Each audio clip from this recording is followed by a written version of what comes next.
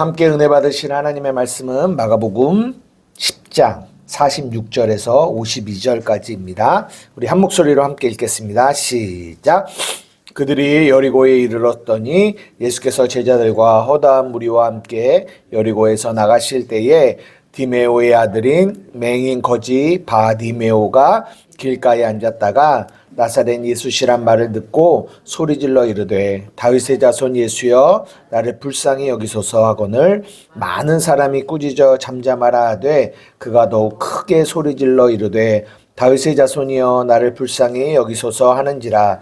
예수께서 머물러 서서 그를 부르라 하시니 그들이 그 맹인을 부르며 이르되 안심하고 일어나라 그가 너를 부르신다 하매 맹인이 겉옷을 내버리고 뛰어 일어나 예수께 나오거늘 예수께서 말씀하여 이르시되 내게 무엇을 하여 주기를 원하느냐. 맹인이 이르되 선생님이여 보기를 원하나이다. 예수께서 이르시되 가라 내 믿음이 너를 구원하였으니라 하시니 그가 곧 보게 되어 예수를 길에서 따르니라. 아멘. 예, 오늘도 또 강화에서 예배하는 우리 식구들, 또 캐나다에서 예배하는 우리 식구들, 그리고 또 여기까지만 하려고 했더니 또 어떤 분이 이 영상을 보시는 분들까지도 언급을 하라고 하죠. 저보다 그분이 저보다 믿음이 더 충만하신 것 같아요. 그러니까 이 영상을 인터넷으로 보시는 분들까지도 언급해 주십시오라고 하시더라고요. 저는 그런 생각 못 했거든요. 이 영상을 인터넷으로 보시는 우리 분들에게도 하나님의 은혜가 충만하기를 원합니다. 예. 우리가 마가복음을 계속 보고 있고요. 저번 주에 말씀드린 것처럼 마가복음 오늘 이 10장 이 마지막까지가 예수님이 이제 예루살렘으로 올라가시는 그 마지막 지점이에요. 그리고 이제 11장부터는 16장까지 이제 예수님이 돌아가시기 일주일 안에 일어난 일들을 그 죽음에 관한 이야기를 그 11장부터 16장까지 하고 있어요. 그래서 이제 참 이렇게 하나님께서 딱 이렇게 맞춰서 주셨다라는 생각이 드는 게 이제 4월 한 중순 정도가 부활절이거든요. 그러니까 그 시간 상간 안에 또 우리가 예수님의 죽음에 대한 것들을 또 한번 이렇게 또 볼 수 있는 그 시간이 딱 맞는구나라는 그런 시간이 들었습니다. 그래서 오늘 이 46절에서 51절에 이 바디메오가 이 소경 바디메오가 눈을 뜨는 이 장면을 어떻게 설교를 할까? 이제 또 어떻게 보면 우리 교회가 이게 이 제목이 이거잖아요. 2025년도 안에 눈이 열려 밝히 보는 한 해잖아요. 이게 언제 이거를 하나님께 주셨냐면 12월 마지막 주 설교가 뭐였냐면 8장에 가면 또 소경이 또 나와요. 예, 그래서 그때 한번 씻고 나서 보이니 뭐가 보이긴 하는 것 같은데 정확하게 안 보여요. 다시 한번 씻었더니 밝히 보는지라 그 말씀을 준비하면서 이 말씀을 주신 거거든요. 그래서 그 8장에 나오고 오늘 또 이렇게 10장을 마무리하면서 소경 바디메오가 나오는데요. 그래서 어쨌든 그 내용은 눈이 밝아져서 이게 밝아졌다 이제 이런 내용인데 어떤 식으로 설교를 할까 하는데 갑자기 제 마음 안에 어떤 마음이 들었냐면 1장부터 이 10장까지 지금까지 한 이 설교를 한 번 정도 복습을 하면 좋겠다라는 생각이 들었어요.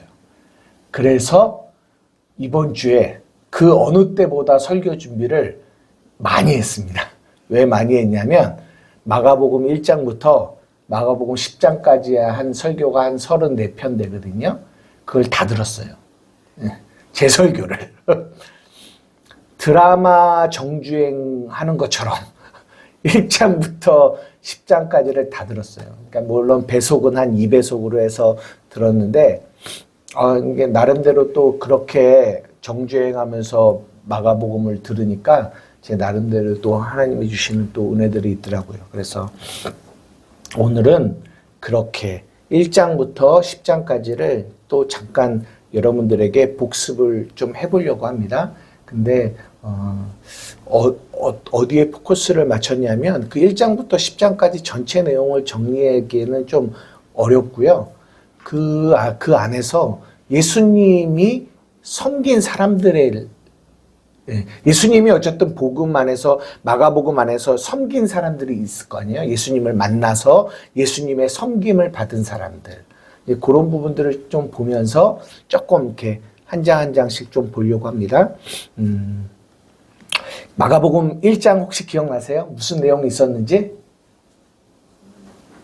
네. 예수 그리스도의 복음의 시작이다라고 이야기를 하면서 이제 내용이 쭉 시작되는데요. 저는 거기서 어느 부분을 조금 말하려고 하냐면 마가복음 1장 16절에서 17절이에요. 우리 다 같이 한번 읽어보겠습니다. 시작. 갈릴리 해변으로 지나가시다가 시몬과 그 형제 안드레가 바다에 금을 던지는 것을 보시니 그들은 어부라. 예수께서 이르시되 나를 따라오라. 내가 너희로 사람을 낚는 어부가 되게 하리라 하시니. 예. 이제 갈릴리 해변으로 지나가시다가 시몬과 그의 형제 안드레. 시몬은 베드로죠. 베드로와 안드레 이 형제를 예수님이 보시니 그들은 어부라.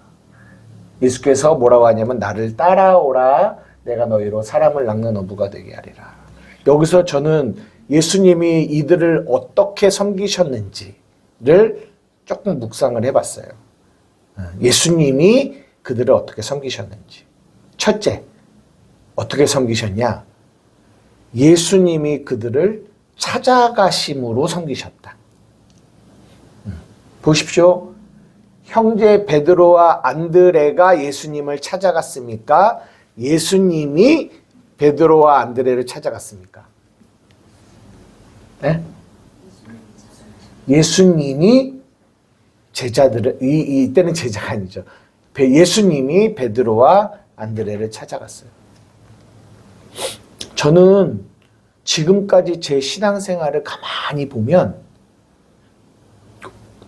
어쩌면 대부분의 나의 신앙이 내가 예수님을 찾아가는 일에 힘쓰는 신앙생활이었어요. 그러니까 예수님은 저기 계시고 내가 열심히 무언가를 해서 저기 계신 예수님을 향해서 내가 가는 거예요. 내가 만나려고.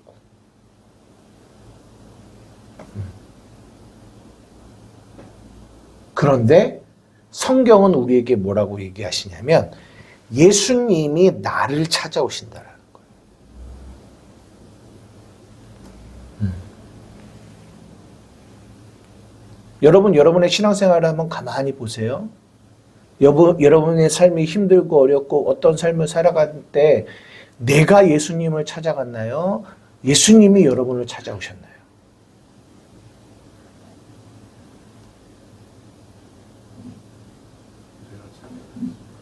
우리는 우리가 예수님을 찾아가는 신앙생활을 많이 했단 말이죠. 그래서 기도도 하고 뭐도 하고 왜 이런 것들을 해야 내가 그분을 만날 수 있다라는 그 생각으로 그분을 찾아갔다라는 거예요. 그러나 성경은 우리에게 말해주고 계세요. 그분이 우리를 찾아오신다. 물론 여기서 다른 내용들에서는 예수님을 찾아간 사람들도 나와요. 나오죠. 그런데 오늘 이 복음에서 왜냐하면 이 얘기를 왜 하냐면 이 16절, 17절 위에 뭐라고 얘기하냐면 하나님의 나라가 너희에게 왔다라고 얘기해요.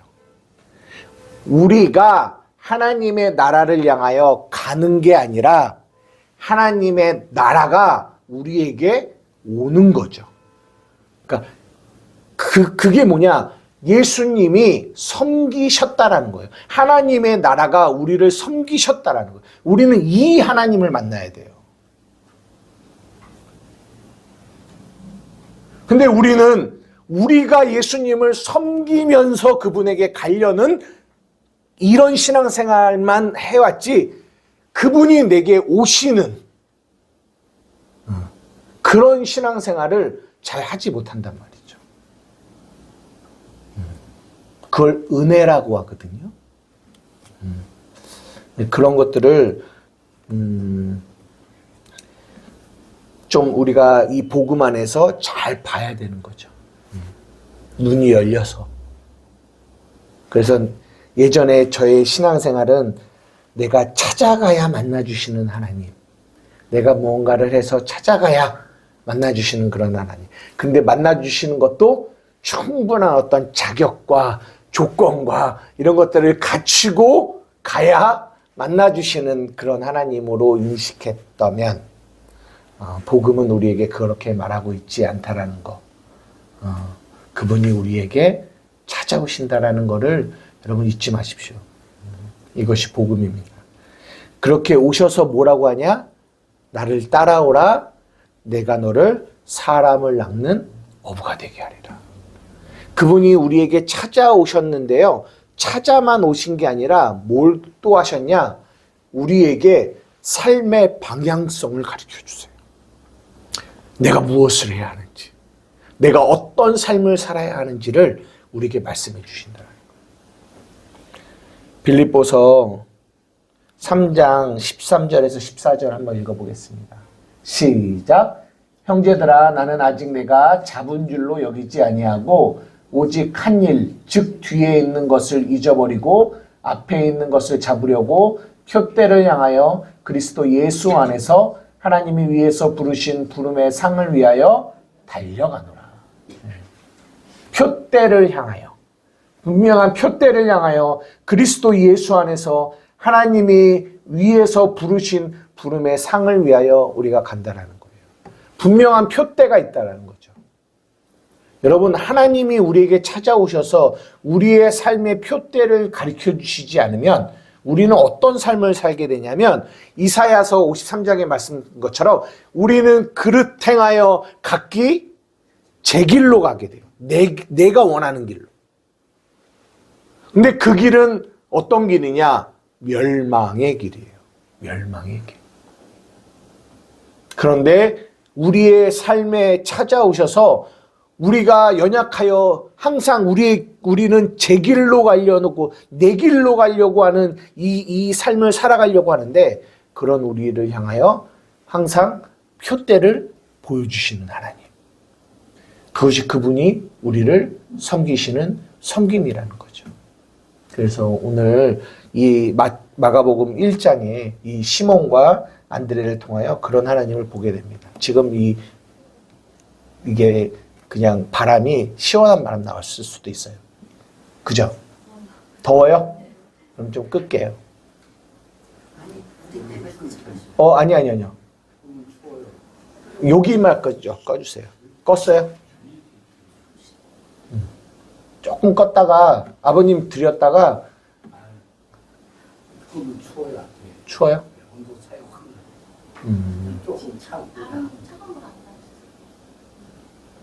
여기는 껐어요? 네네. 마가복음 이제 또 2장을 보면 또 누가 나오느냐면 중풍병자가 나와요. 중풍병자. 중풍병자. 근데 그 중풍병자에 대하여 마가복음 2장 9절에서 11절 한번 볼까요? 한번 다 같이 읽어보겠습니다. 시작. 중풍병자에게 내 죄 사함을 받았느니라 하는 말과 일어나 내 상을 가지고 걸어가라 하는 말 중에서 어느 것이 쉽겠느냐? 그러나 인자가 땅에서 죄를 사하는 권세가 있는 줄을 너희로 알게 하려 하노니 라라 하시고 중풍병자에게 말씀하시되 내가 내게 이르노니 일어나 내 상을 가지고 집으로 가라 하시니. 이 중풍병자를 향하여 내 죄 사함을 받았느니라 라는 말과 또 일어나 걸어가라 하는 이 두 말 중에 어느 말이 쉽겠느냐? 그러니까 라고 하시는 거거든요. 근데 어느 게 쉬울까요? 왜 예수님이 내 죄 사함을 받았다라는 이 말을 하셨을까요? 라는 얘기를 그때 우리가 나누었거든요. 기억이 나실지는 모르겠지만. 근데 왜 걸어가라 이 말씀을 하시지 않고 내 죄 사함을 받았다 이 말씀을 하셨을까요? 병이 죄로 인해서 왔기 때문에. 병이 죄로 인해서 왔기 때문에. 그렇죠. 네. 그래서 죄의 뿌리라고 할까요? 원인이라고 할까요? 근데 이제 단지 그냥 병을 고쳐줘서 일어나 가게 할 수도 있겠지만, 그렇게 되면 정말 그 병에 온 원인, 이 뿌리를 알지 못하고 그 뿌리가 그대로 있으면 그들이 그거는 겉만 해결한 거지 속을 해결한 거는 아니잖아요. 그렇죠? 그래서 이제 그리고 또 하나, 예수님은 죄를 사하는 권세가 있으신 분이라는 거를 우리에게 가르쳐 주려고 하시는 거예요. 죄를 사하는 권세가. 여러분, 중풍병자가 누군지 아세요? 중풍병자? 어떤 병인 줄 아세요? 중풍병. 네? 수족을 못 쓰죠. 네. 수족을 못 쓴다라는 거는 움직이지 못한다라는 거예요. 움직이지 못하는 거. 네, 그런 병이거든요. 이거를 영적으로 보면 우리가 지금 이 1장에서 예수님이 나를 따라와, 내가 사람을 낳는 어부가 되게 할 거야. 따라온다라는 거는 움직인다라는 거잖아요. 그럼 우리가 이제 그분의 뜻을 향하여 우리가 나아간다라는 거죠. 나아가는데 우리가 주님의 뜻을 향하여 나아가는 그 일에 항상 우리를 움직이지 못하게 만드는 게 있어요. 그게 뭔지 알아요? 죄죠, 죄. 죄. 이 죄가 우리가 주님을 향하여 나아가는 그 일에, 우리가 주님의 뜻을 향하여 움직이게 하는 그 일을 못하게 만들어요. 죄가. 그래서 많은 이들이 영적인 중풍병에 걸려요. 죄로 인하여. 저도 마찬가지입니다.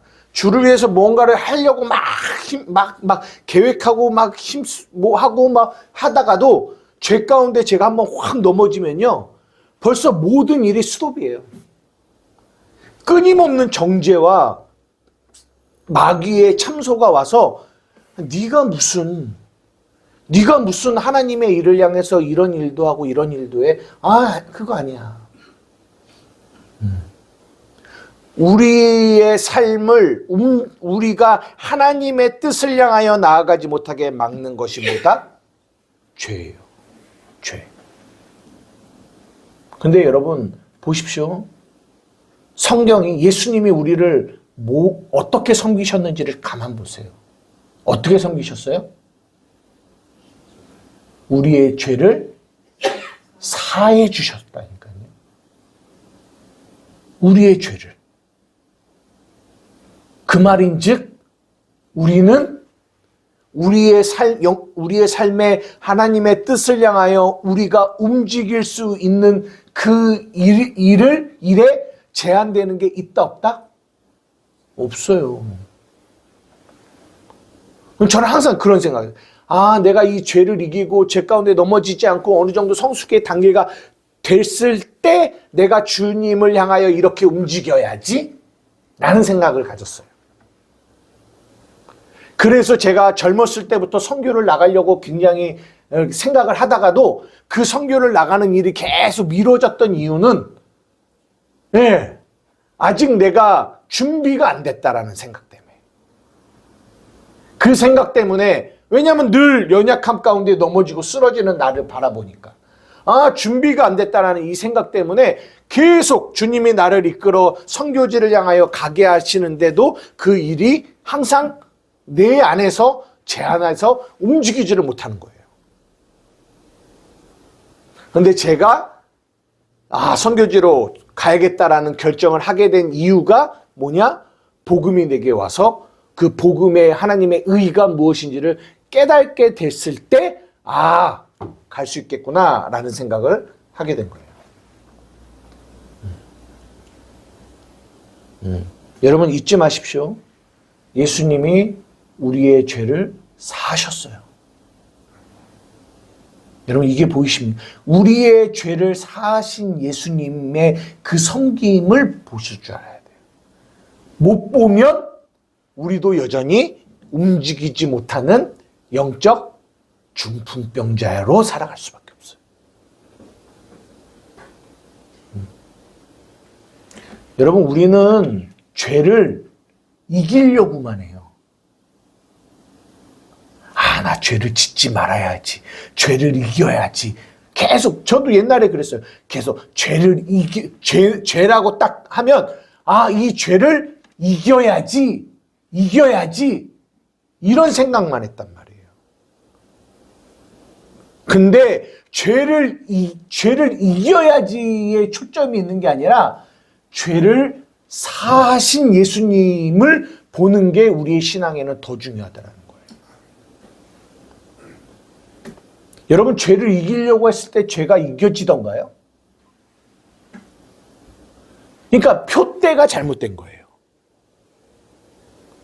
우리는 죄 앞에 죄를 이기려고 해요. 그러니까 그 마음 안에서 끊임없이 이기지 못하는 연약한 내 자신이 보여지고 낙심하고 낭망하게 되는 거죠. 그러니까 움직이지 못해요. 잘못 보고 있는 거예요. 죄를 이기려고 하는 게 아니라 죄를 이기시고 그리고 우리의 죄를 사해 주신 그 예수님의 섬김이 보여져야 우리는 그 예수님으로 인하여 우리의 삶에 우리에게 다가오는 죄도 이길 수 있는 힘이 거기서 오게 되는 거예요.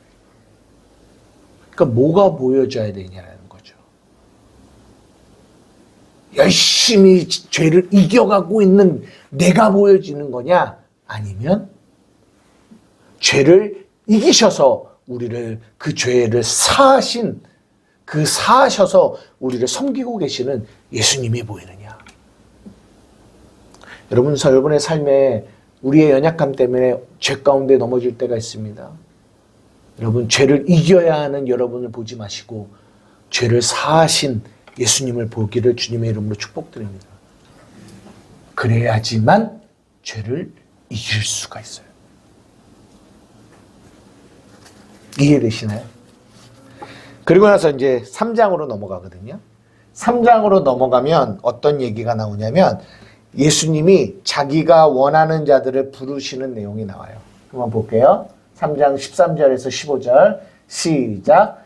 또 산에 오르사 자기가 원하는 자들을 부르시니 나온지라 이에 12를 세우셨으니 이는 자기와 함께 있게 하시고 또 보내사 전도도 하며 귀신을 내쫓는 권능도 가지게 하려 함이로라. 여기서 예수님이 제자들을 부르시는 내용이 마가복음 3장에 나오는데요. 예수님이 제자들을 부르실 때 누구를 부르셨다고요? 자기가 원하는 자들을 부르셨다. 예수님이 원하는 자들이 누굴까요? 예수님이 원해서 불렀던 제자들. 그러면서 그 밑에 이제 제자들의 이름이 쭉 나오거든요. 여러분, 예수님이 원하시는 자들이 누굴까요?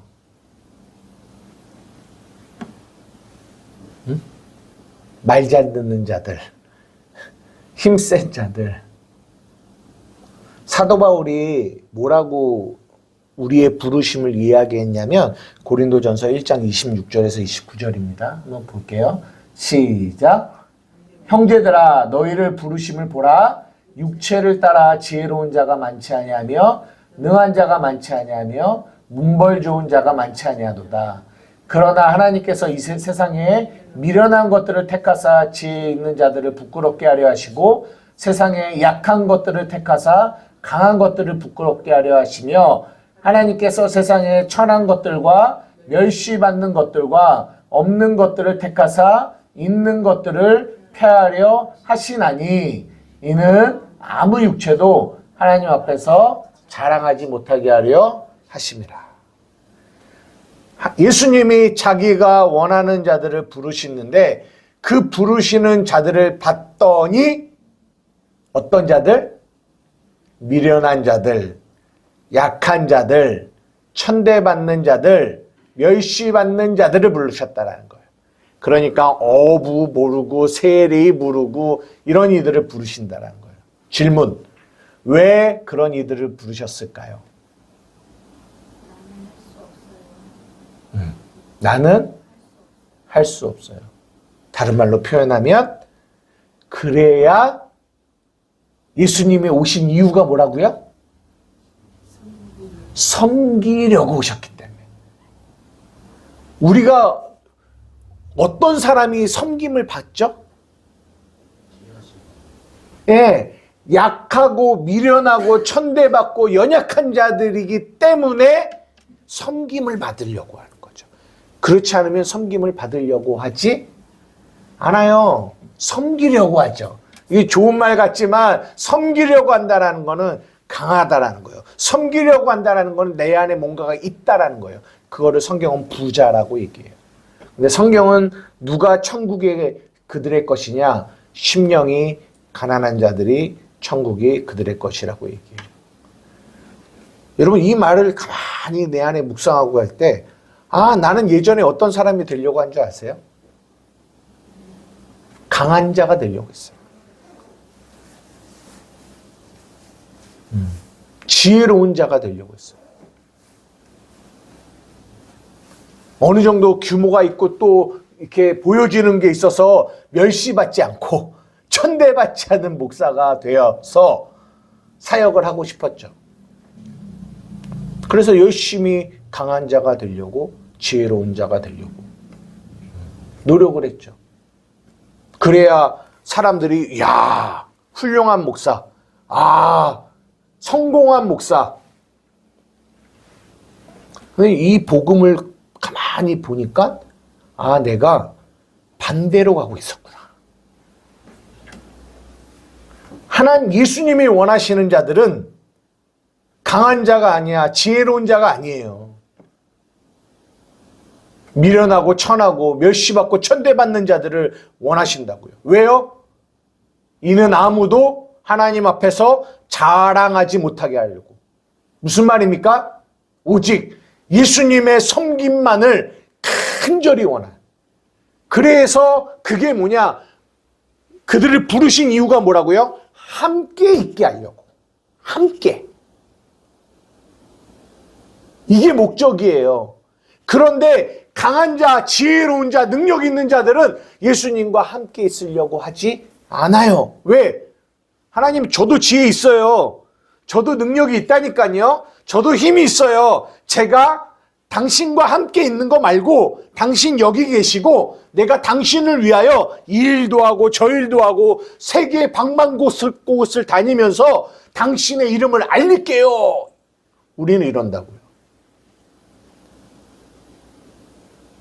그러나 그들은 절대로 예수님을 나타내지 않고 말은 예수님을 나타낸다고 하지만 자기의 강함을 나타내요. 자신의 지혜를 나타내요. 여러분, 그런 사역은 하나님이 받지 않으십니다. 온전히 나의 약함과 나의 미련함과 나의 천함과 나의 멸시받음, 이 가난함 안에 오직 내 안에 그리스도가 드러나시는 주님만 자랑하는 그런 자로 하나님은 그런 자를 원하시는 거예요. 여러분 믿으십니까? 아멘. 여러분 강한 자가 되려고 하지 마세요. 반대라니까요. 우리의 신앙생활은. 그러면서 마가복음 4장으로 넘어갑니다. 마가복음 4장에는 큰 광풍을 잠잠케 하시는 예수님이 나옵니다. 근데 그 큰 광풍을 잠잠케 하시는 그 마가복음 4장 후반부 위에 뭐가 나오냐면 씨 뿌리는 비유가 나와요. 그 씨 뿌리는 비유가 나오고 그 다음에 이 광풍을 잠잠케 하시는 얘기가 나오거든요. 저는 그것을 가만히 묵상하면서 어떤 생각이 드냐면 우리의 삶에 큰 광풍이 왜 오는 줄 아십니까? 여러분의 삶의 광풍이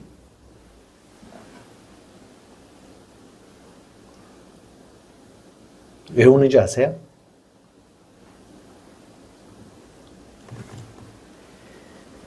해석이 되어지지 않기 때문에 오는 거예요. 무슨 말이냐? 뭔가가 내게 삶에 왔어. 근데 이게 왜 내게 왔는지가 깨달아지질 않아. 깨달아지지 않으면 그 광풍은 광풍으로 그냥 남아있어요. 내 삶에.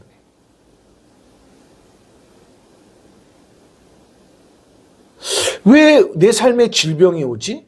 왜 내 삶에 이런 문제가 오지? 내 삶에 왜 이런 어려움이 오지? 왔어요.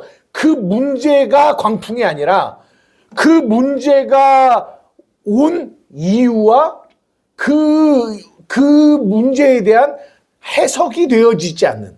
그러니까 다른 말로 말하면 그냥 비유로 남아버리는 거예요. 그러면 이제 내 안에 그게 끊임없이 뭐가 되냐면 고통이 돼요. 왜 내 삶은 왜 이런 문제만 오는 거야? 왜 나는 이런 삶을 살아야 되는 거야? 왜 나만 이런 질문들 속에서. 근데 예수님이 우리를 섬겨주시는데 어떻게 섬기시느냐? 마가복음 4장 33절에서 34절입니다. 우리 다 같이 한번 읽어볼게요. 시작. 예수께서 이러한 많은 비유로 그들이 알아들을 수 있는 대로 말씀을 가르치시되 비유가 아니면 말씀하지 아니하시고 다만 혼자 계실 때에 그 제자들에게 모든 것을 해석하시니라. 예수님이 하나님의 자녀들을 어떻게 섬기시느냐? 해석하세요. 깨닫게 하신다라는 거죠. 내 삶에 이 문제가 왜 생기는지를, 왜 내게 이런 것이 왔는지를 깨닫게 하세요. 해석시켜 주세요. 그게 예수님의 섬김이에요. 여러분, 그게 딱 해석이 되어지면 더 이상 광풍은 광풍이 아니에요. 더 이상. 문제는 있을 수 있어요. 문제는 그대로 있을 수 있어요. 하지만 그 문제가 광풍이 되어 내 안에 두려움으로 오지는 않아요. 해석이 되어지면. 예수님이 우리의 삶을 그렇게 섬기고 계세요. 우리의 삶에 깨달음을 주세요. 해석해 주세요. 여러분, 이런 해석을 받고 계시잖아요. 예수님의 이런 섬김을 받고 계시냐라는 거죠.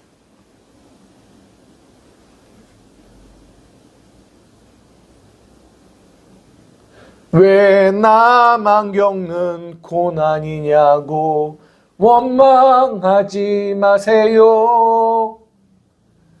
끊임없이 이 문제가 해석되어지지 않으면 왜 나만 겪는 고난이냐고 하나님을 원망하고 세상을 원망하고 나를 원망하고 누군가를 원망하며 살아가요. 우리 사랑하는 예수님이 여러분의 삶을 해석해 주세요. 다른 이들은요, 그냥 비유로 남아있어요. 근데 혼자 계실 때에 그 제자들에게 모든 것을 해석해 주세요. 여러분, 그 해석해 주시는 예수님의 섬김을 받으시는 여러분 되기를 축복합니다. 그 해석이 있어야 여러분들은 광풍을 이길 수 있는 힘이 거기서 와요. 그리고 마가복음 5장으로 넘어갑니다.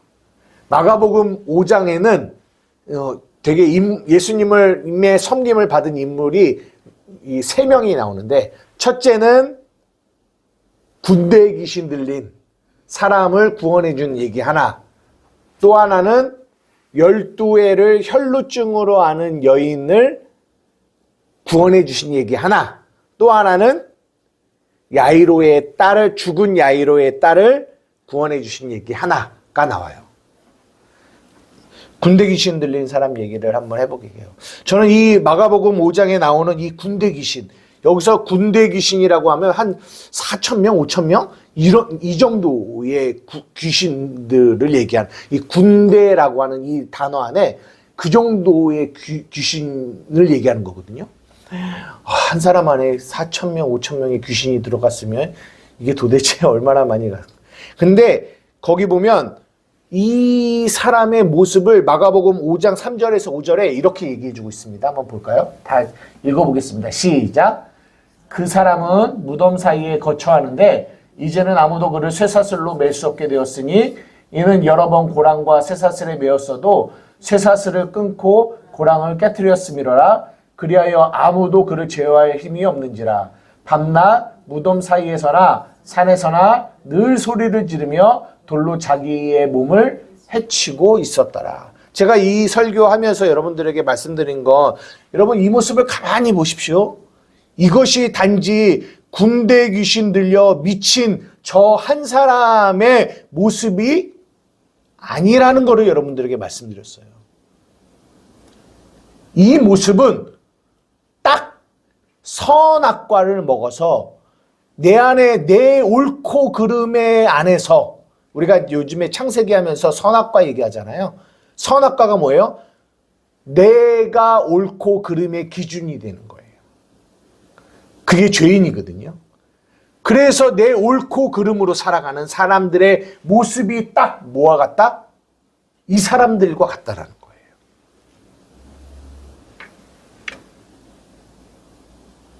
그들은 밤낮 무덤 사이에 살아요. 무덤.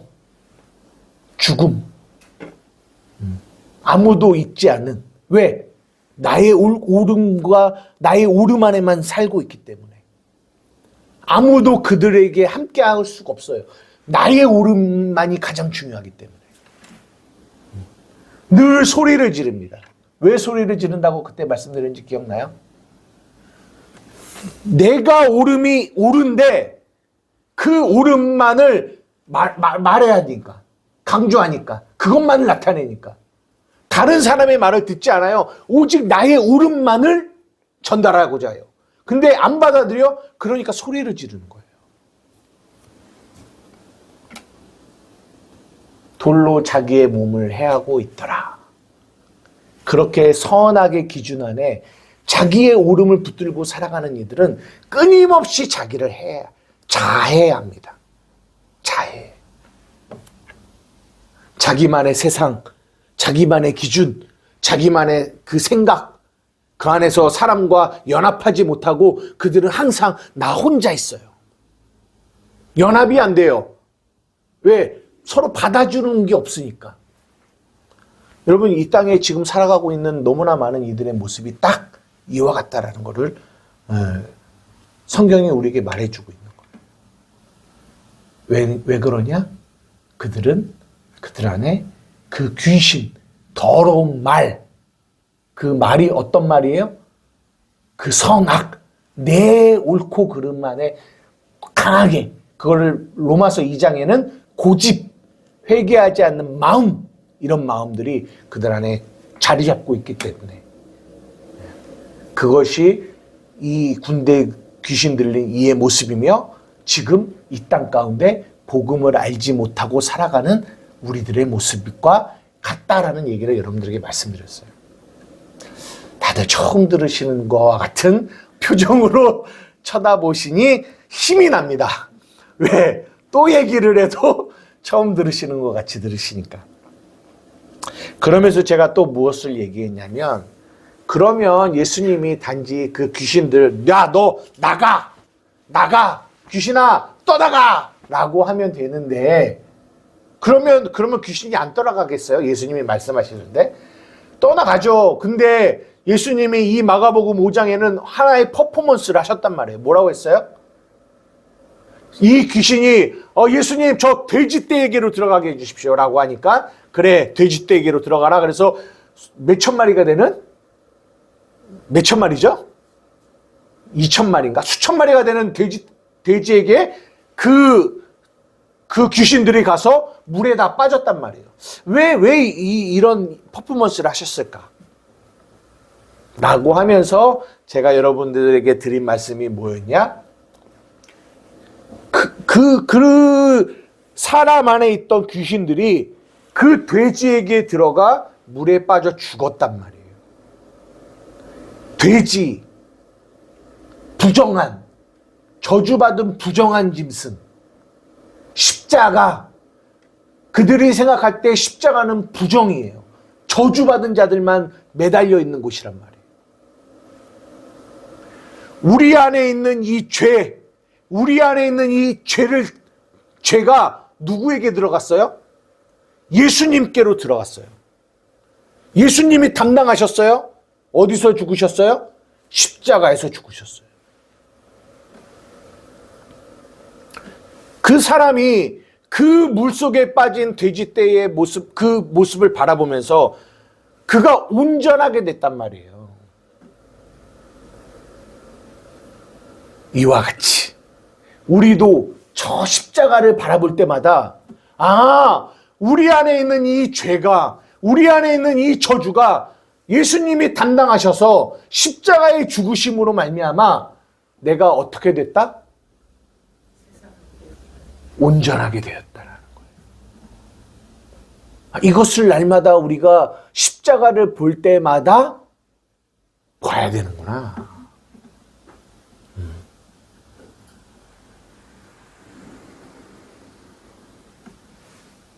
저는 이 메시지 안에 그 복음이 담겨 있다라고 믿어요.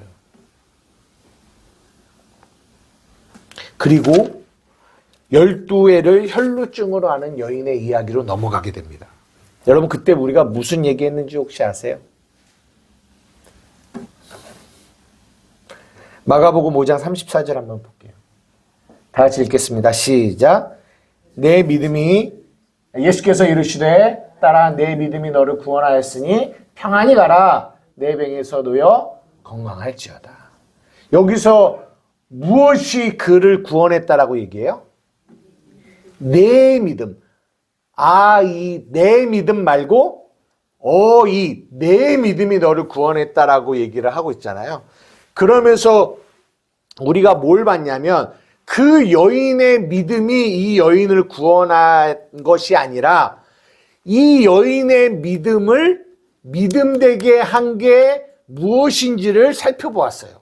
살펴보았더니 우리의 결론이 뭐냐? 그 여인의 믿음이 누구의 믿음이었다고요? 예수님의 믿음이었다라는 거예요. 예수님의 믿음을 그 여인에게 준 거예요. 예수님이 그렇게 섬기신 거죠. 그래서 그 여인이 그 여인의 믿음이 아닌 예수님의 믿음으로 옷자락을 잡은 거예요. 그럴 때 그 저주가 사해지는 것들을 보게 됩니다. 그래서 여기는 내 믿음이라고 내 믿음이라고 말하지만 그 안에 담겨 있는 건 누구의 믿음이다? 내 믿음, 예수님의 믿음이라는 얘기를 여러분들에게 드렸어요. 이해되십니까? 여러분 우리는 자꾸만 우리의 믿음을 가지고 무언가를 하려고 해요. 내 믿음을 가지고.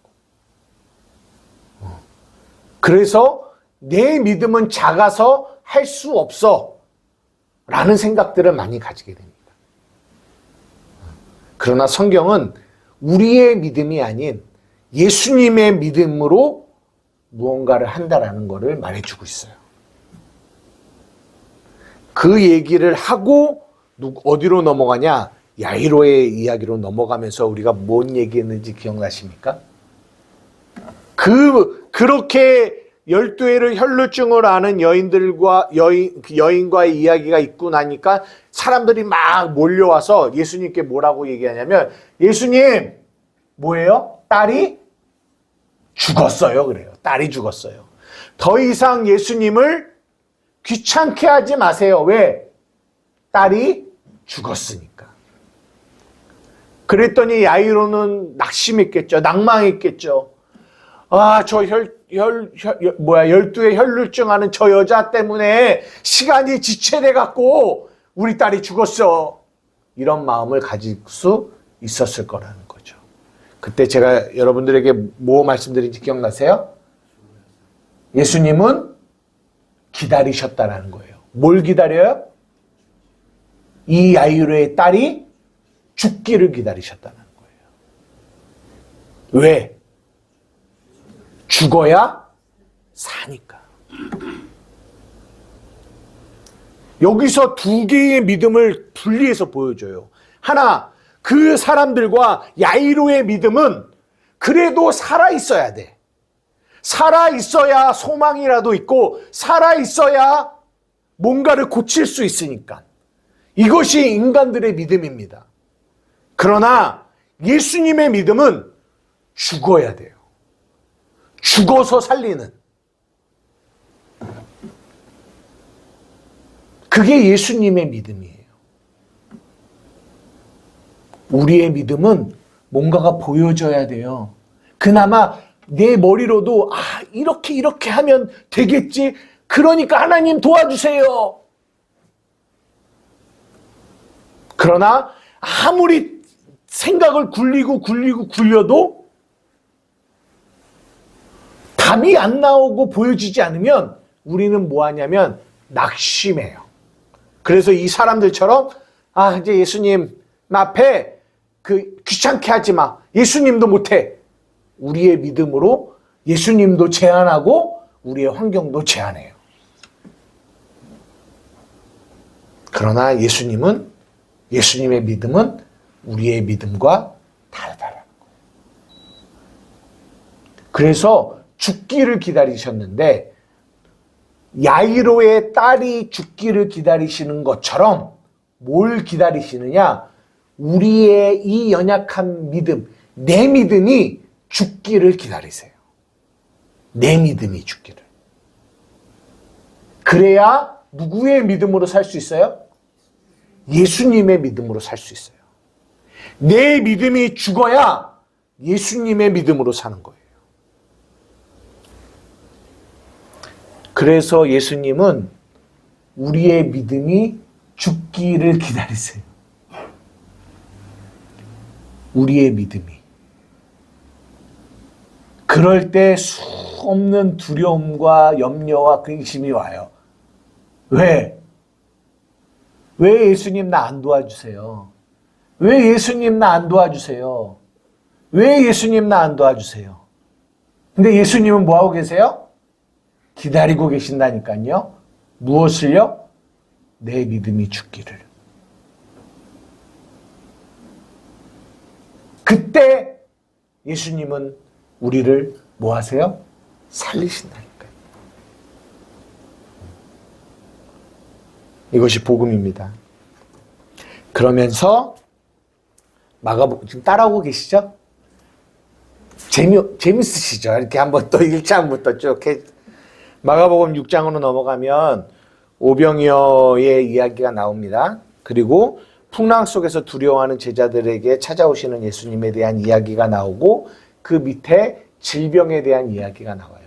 질병을 고치시는 예수님에 대한 이야기가.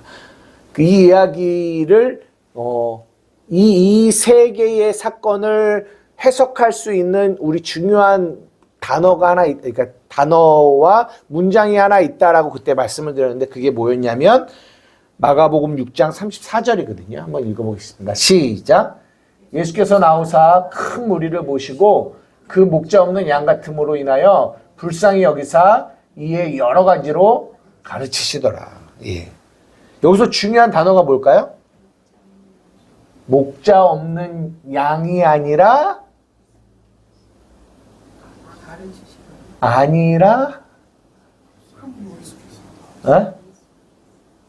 뭘? 그렇죠. 불쌍히 여기사. 네, 불쌍히 여기사. 오병이어 배고픈 자들에게, 풍랑에서 두려워 떠는 자들에게, 질병 가운데 고통하는 자들에게 예수님이 섬기시는데요. 그분의 섬김이 어디서부터 나오냐면 여기서부터, 이 마음에서부터 나오는 거예요. 어떤 마음? 불쌍히 여기는 마음. 근데 이거를 원어로 봤더니 이 불쌍히 여기다라는 이 불쌍히 여김이 원어에는 뭐라고 표현됐냐면 창자가 끊어질 것 같이 불쌍히 여기는 마음이에요. 창자가 끊어지는 듯한 연민, 자비. 예수님이 우리를 그렇게 섬기신다. 그런 마음으로 섬기신다.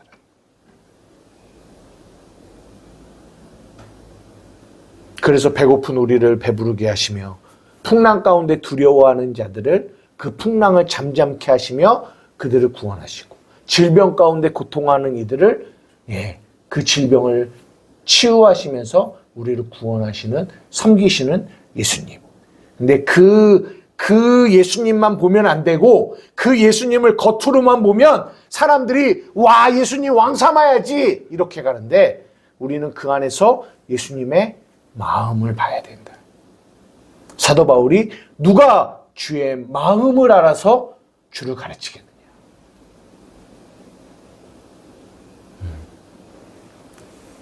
그게 마가복음 6장의 이야기입니다.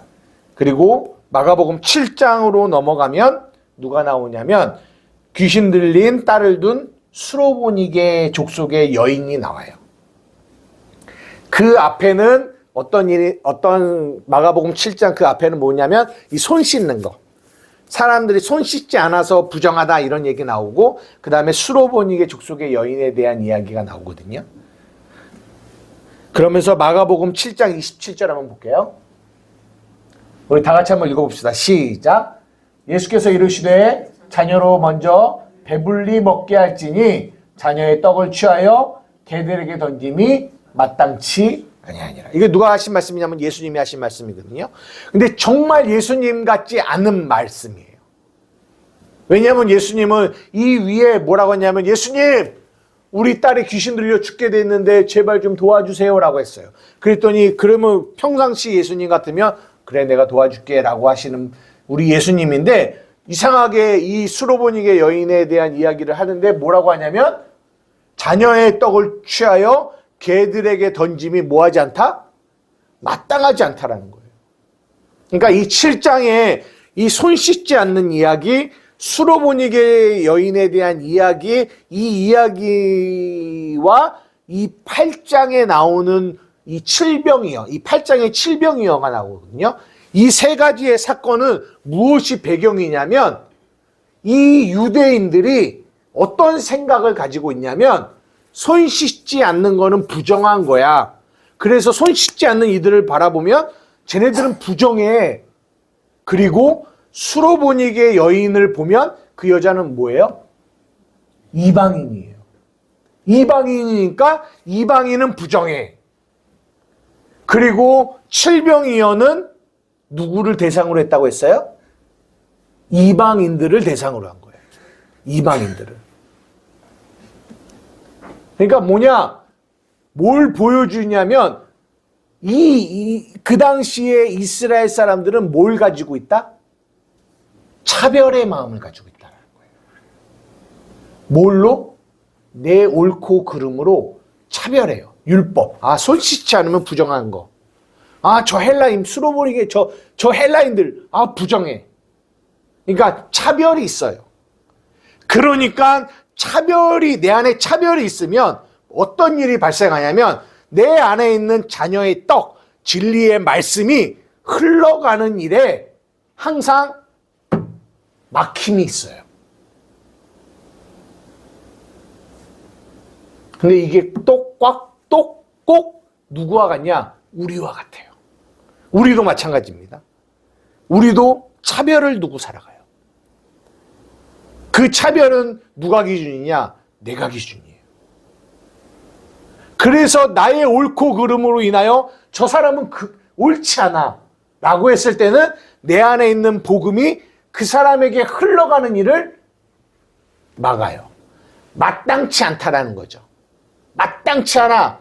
자녀의 떡을 취하여 개들에게 줌이 마땅치 않아 라고 이미 우리는 우리의 옳고 그름 안에서 결론을 내려버려요. 이것이 우리 안에 있는 죄성입니다. 선악과를 먹은 우리의 죄성. 로마서 3장 20절.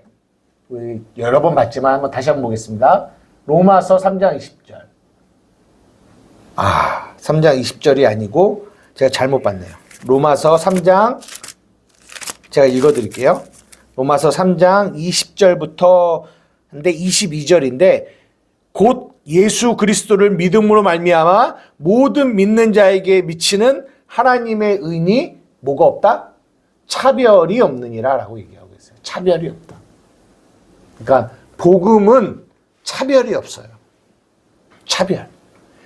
그 말인즉 우리를 섬기시는 예수님의 섬김에는 뭐가 없다? 차별이 없어요. 그래서 로마서가 우리가 원수 되었을 때도 그분은 우리를 섬기셨고, 우리가 죄인 되었을 때도 섬기셨고, 우리가 연약했을 때도 섬기셨고, 우리를 섬기시는 예수님의 섬김엔 뭐가 없다? 차별이 없어요. 헬라인이나 이방인이나 유대인이나 차별이 없다라는 거예요. 우리는 그 섬김을 받았다고요. 그 섬김을 우리가 받게 되면 우리 안에 어떤 마음이 나오는 줄 아세요? 우리 역시 차별하지 않는 마음이 나오게 돼요. 이것이 마가복음 7장과 마가복음 8장의 내용 안에 담긴 내용입니다. 이제 마지막입니다. 마가복음 9장 10장은 여러분들이 들은 지 얼마 안 되셨죠? 굉장히 중요한 내용들을 마가복음 9장 10장 안에 다뤘습니다. 그게 중심적인 내용이 뭐냐면 이 마귀가 어떤 존재인지, 마귀가 하는 이 일 중에 우리에게 하는 가장 큰 일은 우리를 속이는 일이다. 거짓말. 그런 부분 얘기 나눴고요. 그리고 또 하나, 마귀는 욕심쟁이다. 욕심을 따라 행하는 자다. 그래서 그 욕심은 우리가 결핍되어졌다라고 얘기해요. 쉽게 얘기하면 우리 안에 끊임없이 옛사람의 나를 보게 하는 거예요. 옛사람의 나. 그러나 예수님은 우리를 섬기세요. 어떻게 섬겨요? 우리의 안에 새 사람의 나를 계속 보게 하세요. 새 사람의 나. 그냥 지식적으로만 야, 너 옛사람 아니야. 너 결핍된 존재 아니야. 너 새 사람이야. 지식으로만 우리를 섬기시는 게 아니라 정말 우리의 삶에서 끊임없이 마귀가 우리를 속이고 우리 안에 결핍을 가져다 주고 그 결핍의 감정을 느끼게 하면서 살게 하는데, 그냥 지식으로만 야, 너 새 사람이야 이렇게 섬기는 게 아니라 전인격적으로 우리의 감정과 지식과 의지 안에서 그분이 우리를 섬기시는 거예요.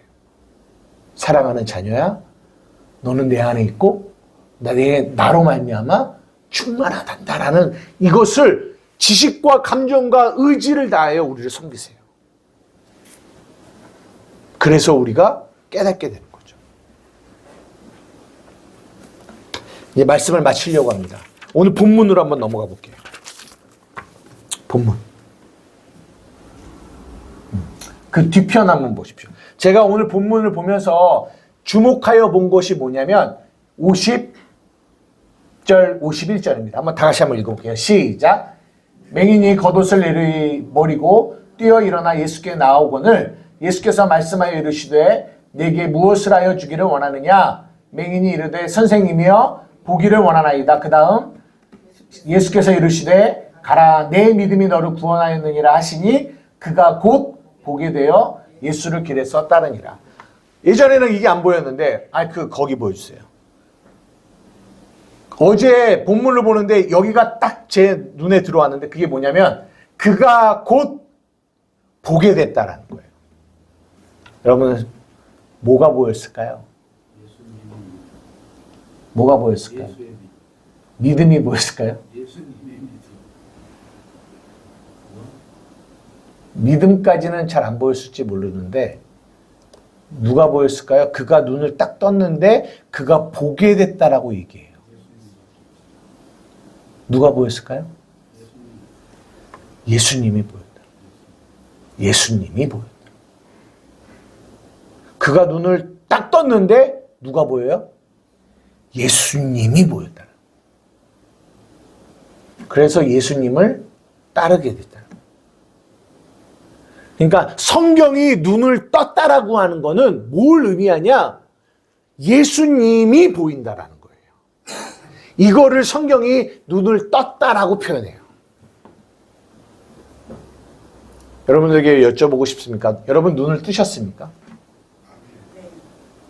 실물은 못 봤어요. 네. 아멘. 네, 저도 못 봤습니다. 네, 저도 못 봤죠. 근데 눈을 여기서 보게 됐다라는 이 말 안에 뭐가 보였냐? 예수님이 보인 거예요. 근데 저는 어느 것도 생각이 나냐면 예수님을 딱 봤는데 그 예수님이 어떤 예수님이냐? 1장부터 10장 가운데 우리를 섬기셨던, 지금 우리가 1장부터 10장에 계속 얘기하면서 예수님의 섬김에 대한 이야기를 했잖아요. 그 섬기신 예수님이 그 안에 들어가 계시는 거예요. 그러니까 그 예수님을 보게 된 거죠. 중풍병자 죄 사하신 예수님, 풍랑이는 이를 잠잠케 하신 예수님, 그 예수님이 10장 안에 이 후반부에 딱 계시고 그 예수님이 이 맹인의 눈이 떠지면서 보여지는 거예요. 그 예수님이. 2025년도 우리의 눈이 밝아져 그 예수님을 보게 돼요. 예수님이 보여지는 게 눈이 떠지는 거예요. 아까도 잠깐 얘기했지만 어제 아내랑 같이 청소하다가 이렇게 청소하려고 교회에서 이렇게 청소하고 이 구조를 좀 바꿨습니다. 바꾸고 막 이렇게 청소를 했는데 이제 그런 얘기를 했어요. 우리 교회에 대한 앞으로의 이야기를 조금 이렇게 나눴습니다. 근데 이야기의 대부분의 이야기가 뭐냐면 우리 성도가 이제 늘 항상 일정하게 이렇게 가지 않습니까? 이렇게 가요. 그러면 1년 반 뒤에 뭐 이렇게 어떻게 될까? 만약에 이 상태가 늘 하나님의 은혜로 유지가 돼요. 또 이렇게 간다면 어떻게 해야 될까? 이런 얘기를 좀 나눴거든요. 근데 그런 얘기를 나누는 대부분의 얘기가 뭐 이렇게 좀 희망적인 얘기일까요? 아니면 희망적이지 않은 얘기일까요? 희망적이지 않은 얘기들, 뭐 그 안에서 뭐 이거를 어떻게 운영할, 뭐 이런 얘기들이 나오는데 그 얘기가 딱 끝나고 청소를 하는데 이 마음 안에서 뭐가 샥 올라오냐면 이게 표현하기 어려운데 웃음이 나와요. 웃음이. 근데 그 웃음이 뭔가 봤더니 소망에 대한 웃음이 나오는 거예요. 그러면서 어떤 생각이 확 드냐면 하나님이 어떻게 일하실까? 어떻게 일하시겠지? 기대하는 마음이 생기는 거예요. 지금 방금까지만 해도 한 얘기는 뭐가 부족하고 뭐가 이런 얘기 했는데 무슨 말인지 아세요? 눈이 떠져서 예수님이 보이니까 보여지는 환경은 그렇지 않은 환경인데 내 안에 눈이 떠져 예수님이 보이니까 소망이 생기더라니까요. 이거를 눈이 떴다라고 얘기하는 거예요. 눈이 떴다. 사랑하는 우리 한마음교회 성도 여러분, 눈이 떠지기를 주님의 이름으로 축복합니다. 아멘. 이 소경 바디메오가 눈이 떠져 예수를 보고 예수님을 따랐던 것처럼 우리의 삶에, 아까 사라자매가 올린 그 노래 안에 뭐라고 얘기했죠? 예수님이, 하나님은 언제나 어떤 상황에서도 하나님이 오르시다라는 거예요. 그분의 선하심, 오르심을 우리의 눈을 떠 바라보고 그 소망 가운데 한 걸음 한 걸음 걸어가는 저와 여러분 되기를 주님의 이름으로 축복합니다. 아멘. 기도합시다.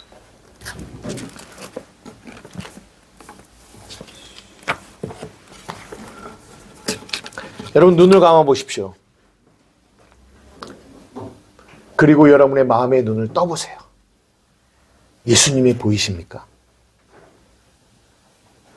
보여지는 환경은 소망이 있을 수 없는 환경이지만, 보여지는 환경은 감사가 있을 수 없는 환경이지만, 이상하게 우리의 눈이 떠져 예수님이 보이면 그 안에서 소망과 믿음과 감사가 나오게 돼요.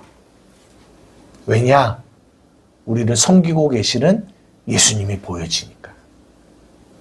하나님, 우리 사랑하는 한마음교회 성도들 한 사람들이 이 2025년도 한 해 이렇게 눈이 떠져 예수님이 보여 소망 가운데 살아가는 우리 성도들이 되게 하여 주시옵소서. 우리 주님의 이름 한번 부르며 기도하며 나아가시겠습니다. 주여